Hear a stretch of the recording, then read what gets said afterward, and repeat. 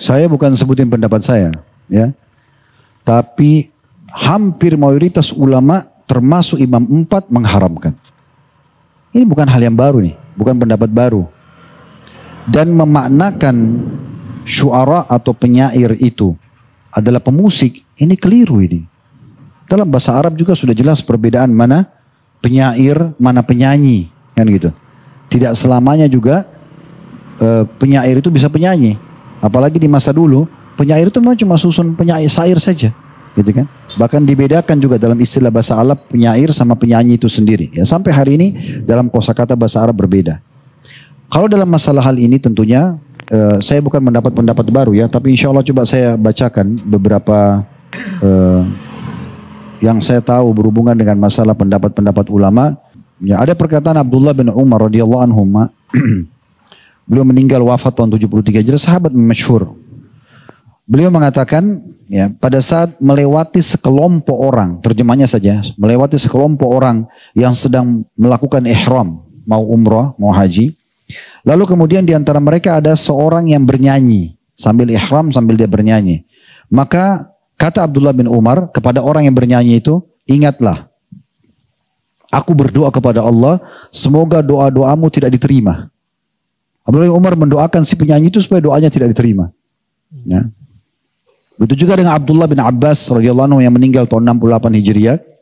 Beliau mengatakan seluruh alat-alat musik atau ma'azif hukumnya haram. Bahkan beliau mengatakan beduk, kendang dan sejenisnya juga serta seruling masuk dalam hukum haram. Ini perkataan sahabat, ya.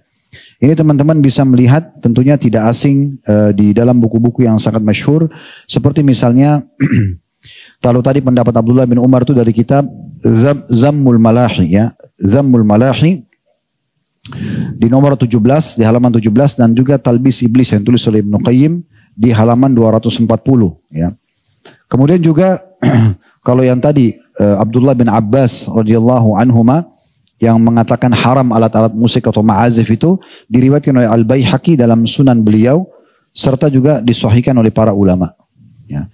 Begitu juga dinukil pendapat-pendapat para ulama-ulama yang masyhur dari Imam 4 pun sama. Pendapat-pendapat mereka mungkin ini kalau saya ingin bahas cukup panjang, tapi teman-teman bisa nanti melihat ya. Tapi kita coba mulai dulu dari dari generasi setelah sahabat ada Umar bin Abdul Aziz yang beliau wafat tahun 101 Hijriah ya.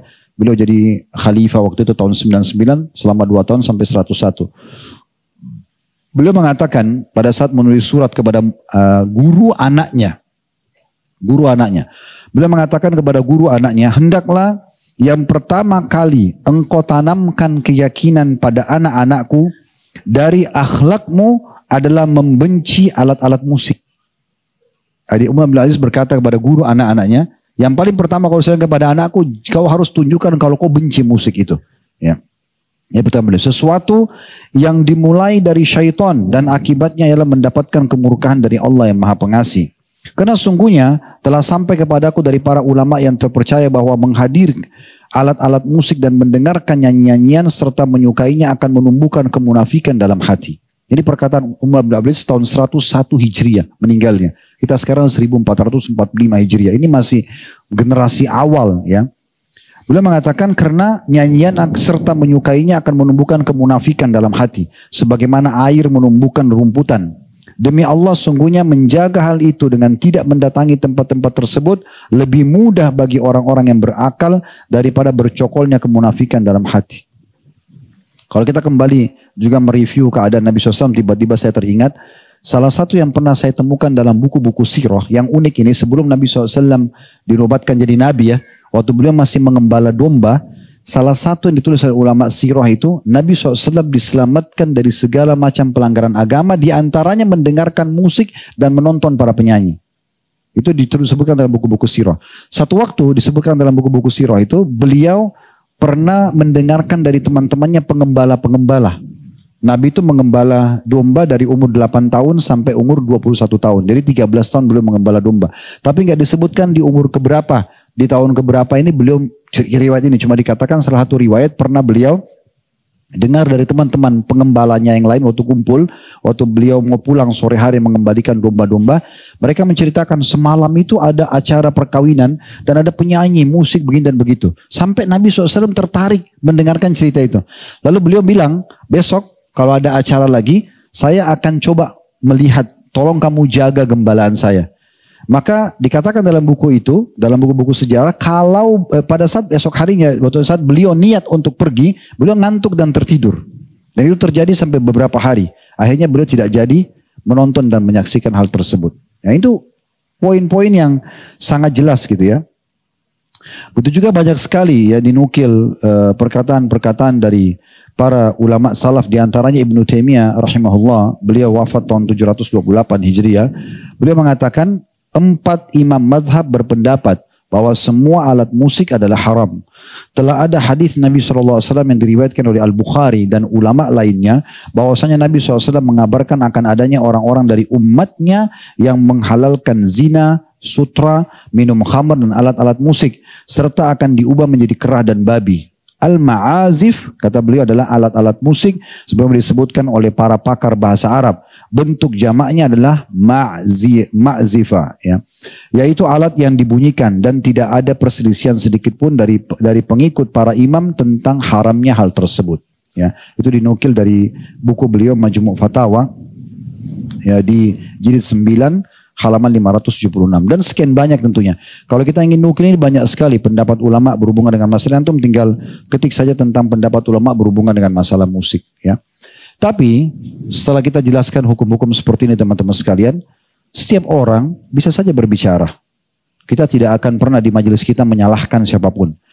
Kalau ada pendapat, karena ini ditanyakan tadi ya, kalau ada pendapat yang mengatakan begitu dan dia siap bertanggung jawab dengan Allah, itu hak dia. Silakan saja. Tapi kita juga punya hak untuk menjelaskan apa yang kita ketahui. Sebagaimana juga cukup banyak selalu dikatakan, oh majelis salaf, majelis wahabi itu tidak sukain dan itu. Kan ini pendapat. Dia berpendapat, silakan kita juga berpendapat. Gitu kan? Dia tidak usah paksakan pendapat dia kepada kita. Kita juga tidak bisa paksakan pendapat kita kepada dia. Tapi kita harus saling menghormati di sini. Yang penting siap bertanggung jawab di hadapan Allah Subhanahu wa ta'ala. Tapi insya Allah hukum ini tidak asing. Antum bisa searching di Google, cukup banyak tulisan artikel-artikel, ceramah-ceramah para ulama menjelaskan masalah ini. Dan ini bukan dari saya pribadi, karena ini hukum ini sudah sangat lama, ya. Dan cukuplah sumpahnya Abdullah bin Mas'ud radhiyallahu anhu tentang tafsir salah satu ayat Al-Quran, wa minan nasi ma yashtari lahwal hadits yudilla nasa an sabilillah. Dan ada sebagian orang memperjualbelikan perkataan-perkataan untuk menyesatkan manusia dari jalan Allah. Beliau bersumpah demi Allah yang dimaksud adalah musik. Beliau bersumpah begitu.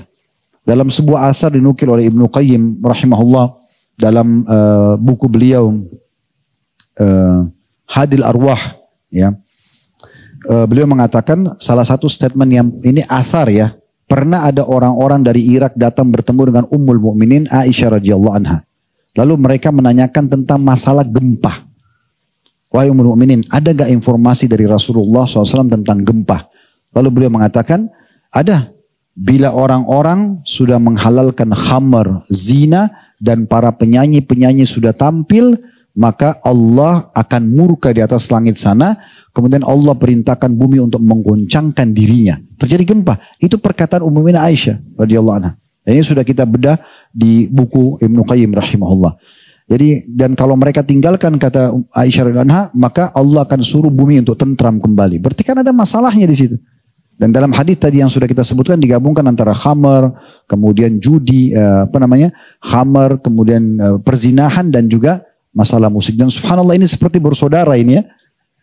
Di majelis ilmu itu insya Allah kalau yang benar tidak akan ada musik untuk mendengarkan. Tapi kalau di tempat musik itu sangat dekat itu dengan perzinahan, dengan khamar, kayak diskotik, kayak karaoke, itu kayak bersaudara. Ya. Kalau di sini itu Al-Quran, hadis, ilmu itu beda. Itu memang satu kayak fitrahnya itu sudah sejalan. Oleh karena itu saran kami lebih baik tentunya tinggalkan. Dan hati-hati bagi setiap dai, kalau mau berbicara dia kontrol, dia pelajari dulu, ya, kemudian setelah memastikan hukum baru dijelaskan. Apalagi kalau memang punya masa orang didengar, ini berbahaya sekali karena akan menjadi sebuah bola liar yang akan kemana-mana. Bisa mendapat pahala kalau itu benar, kalau dia salah ini bisa berbahaya buat dia. Allah